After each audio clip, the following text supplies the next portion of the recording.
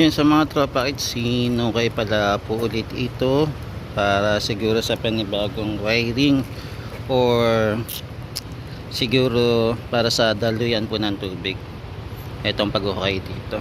Di ba na ano natin, natabunan na, pero inopen po ulit nila. Yan, reconstruction po. Pero sa iba naman po nila dinaan, dito naman po sa kabila.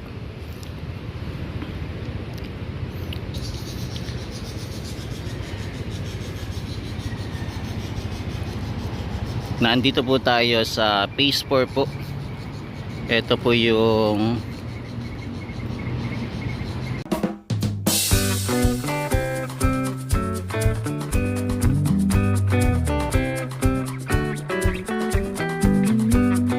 pasyalan, malapit naman po sa Quezon Bridge. Ito po yung paligid. Ayan, nakakamiss na din po mamasyal dito. Dahil for daw sarado pa po at ongoing pa po yung pagpapaganda po dito sa lugar sa mga dagdag amenities po. Ayan, at meron na din po tayo para sa kiosk naman po para yung mga masyal po makakabili po sila ng pagkain. Ayan, so hindi talaga mawala sa Pinoy na mamasyal tapos may kasamang pagkain.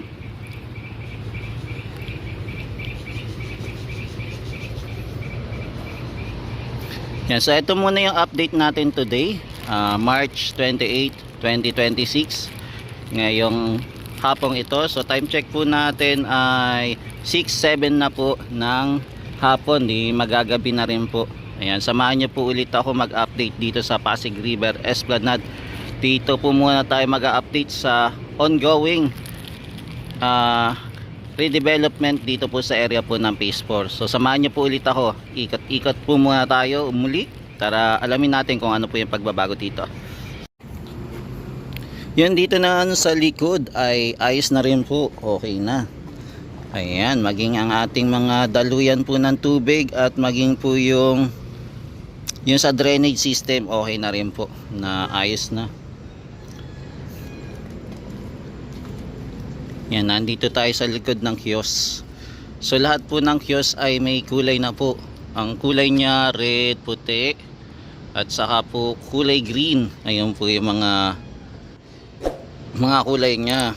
Ayan, so kompleto na po. May ano na din tayo, running water para din po sa drainage at saka po dito sa tubig. Ayan, pagka umulan okay na rin po, natabunan na rin po. So for finishing na lang po etong area. So kompleto na po, mabilis lang po sila magtrabaho mga tropa kids.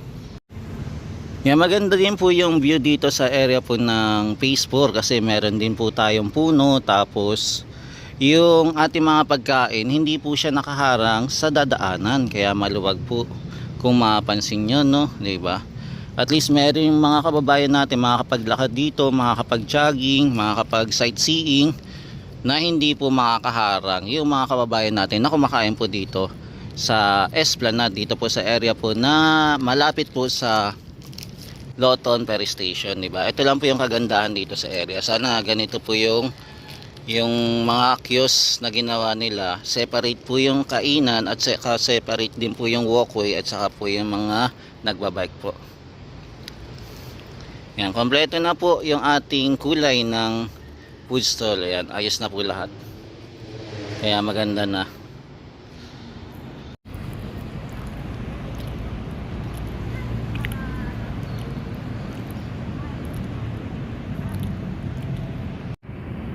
Nasa likod ng ate.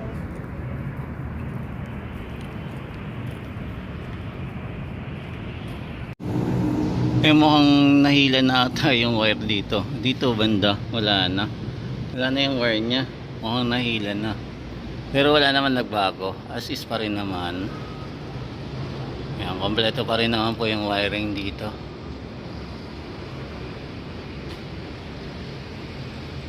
Yan, so nakalawit pa rin. Nandito na po tayo sa ilalim ng MacArthur Bridge, mga guys. Yan, sinilip lang natin kung kamusta na yung mga wires naman dito kasi hindi muna pinapagana yung ating LED dito, yung parang commercial.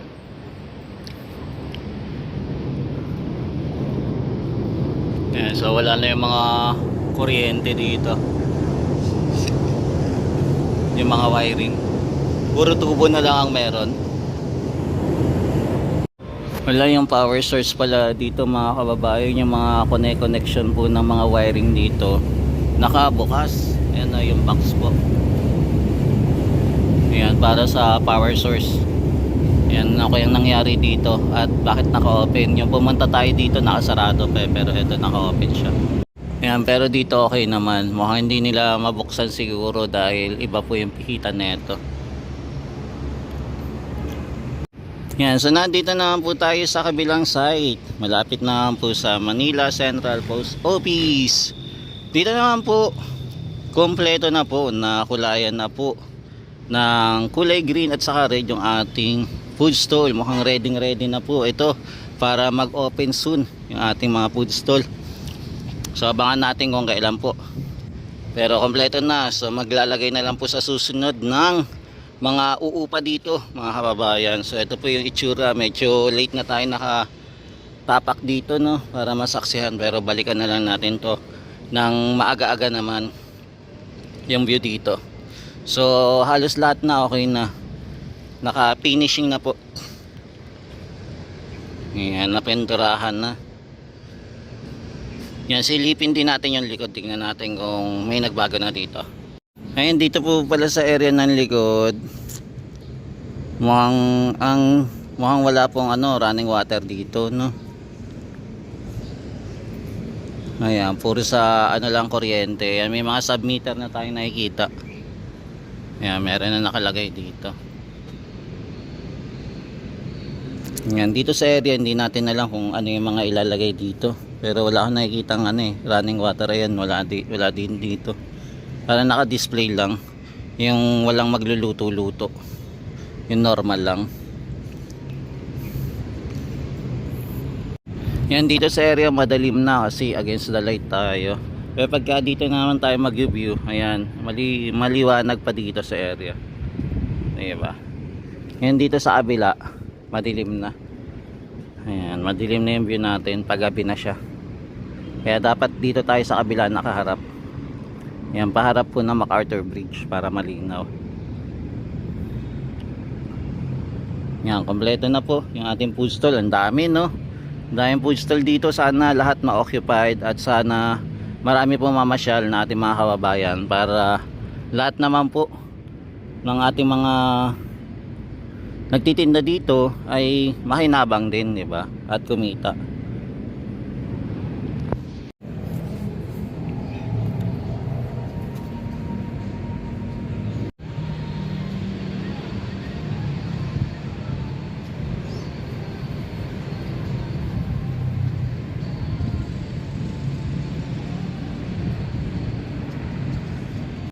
Yan, punta naman po tayo sa area naman po ng Maestranza. Silipin naman po natin yung ginagawa naman po na drainage doon. Alamin natin kung kamusta na. Yan, meron pala ditong bagong mascot, si General Luna na nandito. Parang siya pa lang po yung mascot dito sa Esplanade. Nag-iisa lang po. Ayan. Diba, naisip niya mag-costume ng General Luna. Yan, sana may mga iba pang mascot na katulad nito, yung mga national hero na mag-perform dito, no. Yan, mag-mascot po. Yan, marami din po nagpapapicture sa kanya. Yan, dami po ngayon namamasyal pala ngayong araw ng Sabado. Binagsana naman po yung Esplanade. Yung araw na to medyo mainit-init na yung panahon compare dati na medyo malamig pa, pero ngayon mainit na rin.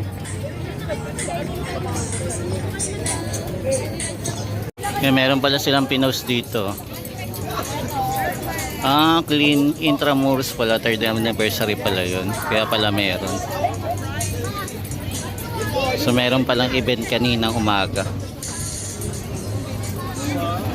Yan, so ang daming tao ngayon. Daming namamasyal, mga tropa kids. Yan, sa mga tropa kids, ito po muna yung latest update natin dito sa area po ng Pasig River Esplanade. So nandito ang pinaka-pinali natin ay etong area po na Maestranza, kung saan sobrang dami na naman po ang namamasyal dito ngayong araw ng Saturday. Ayan, 'di ba?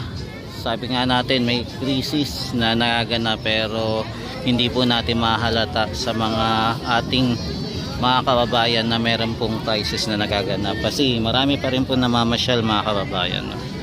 Ayan, so ito po yung ating mga kababayan na tuloy-tuloy pa rin po ang pamamasyal sa Esplanade. Yan, maraming salamat po. Yan, bukas po ulit, samahan niyo po ulit ako mag-update dito sa Pasig River Esplanade. God bless po and good night po sa inyong lahat. Ayan, magandang gabi po. Mula Luzon, Visayas at Mindanao hanggang sa ibang bansa po. Yan, salamat po.